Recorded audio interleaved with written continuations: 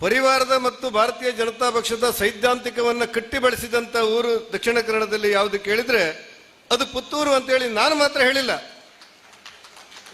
ಹೇಳಿಲ್ಲ. ಚಿದಂಬರಂ ಅವರು ಗೃಹ ಸಚಿವರಾಗಿದ್ದರು ಭಾರತ ದೇಶದಲ್ಲಿ. ಪಾರ್ಲಿಮೆಂಟಲ್ಲಿ ಚರ್ಚೆ ನಡೀತಾ ಇತ್ತು.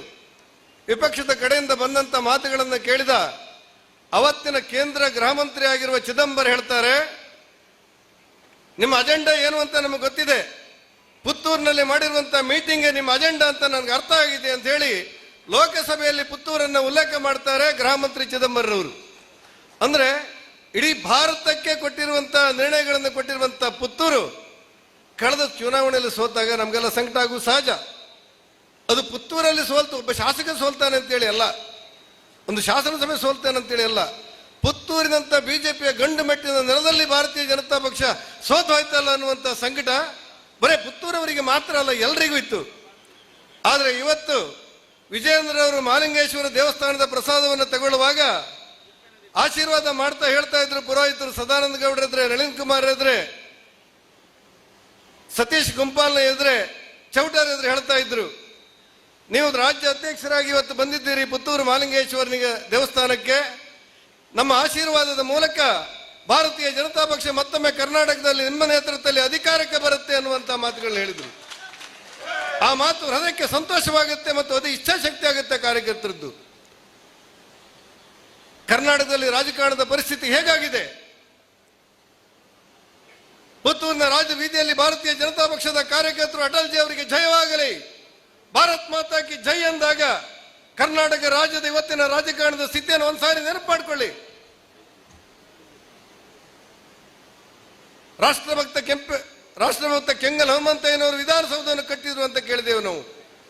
ಕರ್ನಾಟಕದ ವಿಧಾನಸೌಧವನ್ನ ಕೆಂಗಲ್ ಹನುಮಂತಯ್ಯ ಎನ್ನುವಂತ ರಾಷ್ಟ್ರಭಕ್ತ ಸ್ವತಂತ್ರ ಹೋರಾಟಗಾರ ಕಟ್ಟಿದ್ದು.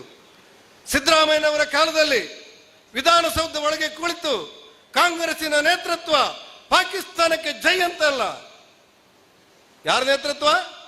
ಸಿದ್ದರಾಮಯ್ಯನವರ ಕಾಂಗ್ರೆಸ್ಸಿನ ನೇತೃತ್ವದ ರಾಜ್ಯಸಭಾ ಸದಸ್ಯರು ಆಯ್ಕೆಯಾದಾಗ ಕರ್ನಾಟಕದ ರಾಷ್ಟ್ರಭಕ್ತ ಕಟ್ಟಿರುವಂತಹ ವಿಧಾನಸೌಧದೊಳಗೆ ಪಾಕಿಸ್ತಾನಕ್ಕೆ ಜೈ ಅಂದ್ರಲ್ಲ. ಆ ಸಂಕಟ ಇಡೀ ಕರ್ನಾಟಕ ಮಾತ್ರ ಅಲ್ಲ, ಇಡೀ ದೇಶ ಅನುಭವಿಸಿತ್ತಲ್ಲ. ಪುತ್ತೂರಿನ ರಾಜಬೀದಿಯಲ್ಲಿ ಭಾರತೀಯ ಜನತಾ ಪಕ್ಷದ ಕಾರ್ಯಕರ್ತರು ಅದಕ್ಕೆ ವಿರುದ್ಧವಾಗಿ ಭಾರತ್ ಮಾತಾ ಕಿ ಜೈ ಅನ್ನುವಂತ ಘೋಷಣೆ ಕೂಗಿದ್ರಲ್ಲ. ವಿಧಾನಸೌಧದಲ್ಲಿ ಕಾಂಗ್ರೆಸ್ ಮಾಡಿದಂತ ಪಾಪ ಪುತ್ತೂರಿನ ಮೂಲಕ ಪರಿಹಾರ ಆಯಿತು ಅಂತ ನಾನು ಭಾವಿಸ್ತೇನೆ. ಅಟಲ್ಜಿ ಅವರನ್ನ ನಾವು ಯಾಕೆ ನೆನಪು ಮಾಡಿಕೊಳ್ಳೋದು ಅಂದ್ರೆ, ಅಟಲ್ಜಿ ಅವರು ಒಂದು ಸಾರಿ ಪಾರ್ಲಿಮೆಂಟ್ ಅಲ್ಲಿ ನಿಂತು ಹೇಳ್ತಾರೆ, ಕಾಂಗ್ರೆಸ್ಸಿನತ್ತ ಮುಖ ಮಾಡಿ, ನಿಮ್ಮಲ್ಲಿರುವಂತ ಅರ್ಧದಷ್ಟು ಜನರಿಗೆ ಬುದ್ಧಿ ಇಲ್ಲ ಅಂತಾರೆ. ಕಾಂಗ್ರೆಸ್ಸಿನ ಲೋಕಸಭಾ ಸದಸ್ಯರಿಗೆ ಕೈ ತೋರಿಸಿ ಹೇಳ್ತಾರೆ, ನಿಮ್ಮಲ್ಲಿರುವಂತ ಅರ್ಧದಷ್ಟು ಜನರಿಗೆ ಬುದ್ಧಿ ಇಲ್ಲ ಅಂತಾರೆ. ಇಡೀ ಕಾಂಗ್ರೆಸ್ ಪ್ರತಿಭಟನೆ ಮಾಡುತ್ತೆ, ನಿಮ್ಮ ಮಾತನ್ನು ವಾಪಸ್ ತಗೊಳ್ಬೇಕು ಅಂತೇಳಿ.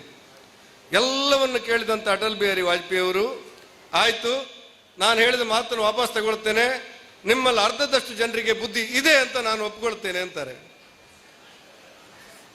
ನಿಮ್ಮಲ್ಲಿ ಅರ್ಧದಷ್ಟು ಜನರಿಗೆ ಬುದ್ಧಿ ಇಲ್ಲ ಅಂತ ಹೇಳಿದಾಗ ಇಡೀ ಕಾಂಗ್ರೆಸ್ ಎದ್ದು ಹೋರಾಟ ಮಾಡ್ತು, ಪ್ರತಿಭಟನೆ ಮಾಡ್ತು. ಅಟಲ್ಜಿ ವಾಜಪೇಯಿ ಅವರು ನಿಧಾನವಾಗಿ ನಿರಂಬಳವಾಗಿ ಎದ್ದುಕೊಂಡು ಹೇಳ್ತಾರೆ, ನನ್ನ ಮಾತನ್ನು ನಾನು ವಾಪಸ್ ತಗೊಳ್ತೇನೆ, ನಿಮ್ಮಲ್ಲಿ ಅರ್ಧದಷ್ಟು ಜನರಿಗೆ ಬುದ್ಧಿ ಇದೆ ಅಂತ ನಾನು ಒಪ್ಕೊಳ್ತೇನೆ ಅಂತಾರೆ. ಇವತ್ತು ಕೂಡ ಕಾಂಗ್ರೆಸ್ ಅದೇ ಮಾನಸಿಕ ಸ್ಥಿತಿಯಲ್ಲಿದೆ.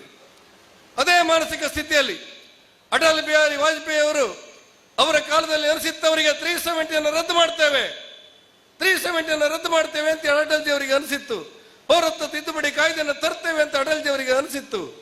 ಆದರೆ ಅಟಲ್ಜಿ ಅವರ ಕಾಲದ ನಂತರ ಅವರ ಶಿಷ್ಯ ನರೇಂದ್ರ ಮೋದಿ ಅವರು ಇಡೀ ಜಗತ್ತು ಬೆರಗಾಗುವಂತೆ ಕಾಶ್ಮೀರದಲ್ಲಿ 370 ರದ್ದು ಮಾಡೋದ್ರ ಮೂಲಕ ಭಯೋತ್ಪಾದಕರು ಹುಟ್ಟಡಿಸುವಂತಹ ಕೆಲಸಗಳನ್ನ ಮಾಡಿದ್ರಲ್ಲ, ಅದು ರಾಜ್ಯ ಧರ್ಮದ ರಾಜಕಾರಣ ಅಟಲ್ಜಿ ಅವರ ಕನಸು ಅಂತ ನನಗನ್ಸುತ್ತೆ. ಈ ಹಿನ್ನೆಲೆಯಲ್ಲಿ ನಾನು ನಿಮ್ಮೆಲ್ಲರಲ್ಲಿ ವಿನಂತಿ ಮಾಡುವುದೇನೆಂದ್ರೆ, ಬರ್ತಾ ಇರುವಂತ ಚುನಾವಣೆ, ರಾಜ್ಯಾಧ್ಯಕ್ಷರ ಸಮಕ್ಷಮದಲ್ಲಿ ಬರ್ತಾ ಇರುವಂತ ಚುನಾವಣೆಯಲ್ಲಿ ಪುತ್ತೂರಿನಲ್ಲಿ ಭಾರತೀಯ ಜನತಾ ಪಕ್ಷ ಬಹುದೊಡ್ಡ ಗೆಲುವನ್ನು ಪಡಿಬೇಕು, ಆ ಮೂಲಕ ಇಡೀ ರಾಜ್ಯಕ್ಕೆ ಸಂದೇಶ ಕೊಡಬೇಕು ಅನ್ನುವ ವಿನಂತಿಯೊಡನೆ ವೇದಿಕೆಯಲ್ಲಿರುವ ಎಲ್ಲ ಗಣ್ಯರಿಗೆ ಮತ್ತು ನಿಮಗೆಲ್ಲರಿಗೂ ನನ್ನ ನಮಸ್ಕಾರ, ಧನ್ಯವಾದ.